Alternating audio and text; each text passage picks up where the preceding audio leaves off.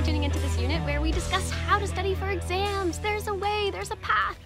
With ADHD, despite our urges, we needed to get used to studying for exams throughout the whole semester instead of the night before at breakneck speeds. Though it's tempting, and we all do it, and we'll explain in the other unit about cradrenalin, doing it all the night before it's not workable because you can't take in that much boring the night before. You have to spread out learning all the boring to seal it in properly when you have ADD. What helps us learn best is having enough dopamine, and the night before, if we're kind of really all stressed and trying to do it, we can't. So it's really important to learn to accumulate your dopamine and have it come to you when you need it throughout the semester to study. And when you try to do it all the night before, it's just awful for your mental health.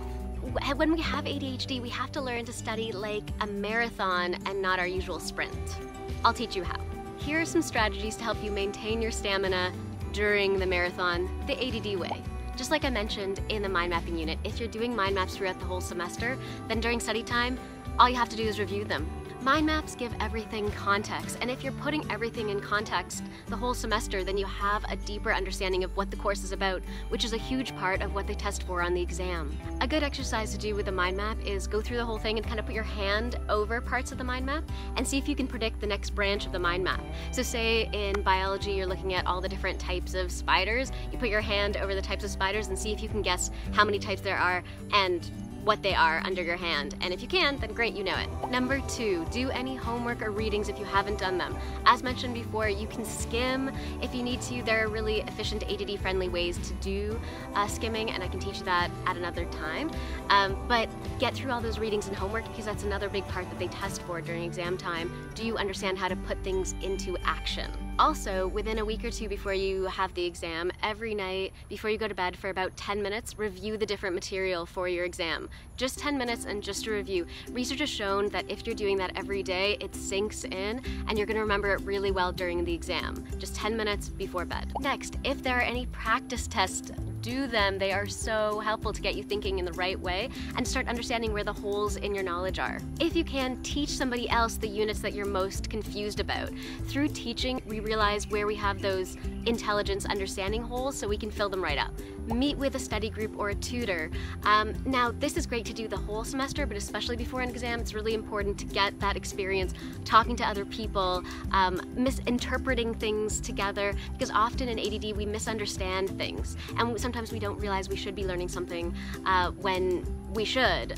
We have some other understanding of what we should be doing, but often when you meet with those study groups or that tutor, there's gonna be so many like, oh my god, I forgot, or oh wow, I have to go learn this. So I recommend doing that at least about 2 weeks before the test. Also, because of our small working memory, meaning we can't hold that many things on our mind at one time, it's hard for us to get a really good big picture of the course, versus when we talk to others about it, we'll start realizing, oh okay, that was part of it, that was part of that, and we didn't even know we didn't know those things. Another great idea, if you can get this set up, is several weeks before the exam, work with a group of other students, ideally in your study group, and everybody should get a week or so where they have to make notes for any units there, so readings and all the data, get them to make notes and then swap those units. So everybody gets a copy at the end of that several week period of all the units, like a summary of them, instead of having to do them all ourselves. This is such a big way to save time, and also students are often really into getting on board with this if you do it early enough before the exam. I did this loads of times and it really helped bring my grades up to like 90s in the courses I did it in. This is key. Within about a week of the exam, go to the teacher's office hours. Then ask your teacher this one very important question. What do you think is the most important thing from what we've been learning?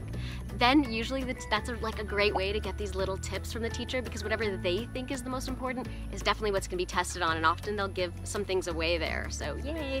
And because you've been to the teacher's hours before the test, the teacher sees you trying and you're more likely to get some extra points or some leniency in some other areas. Teachers are people too.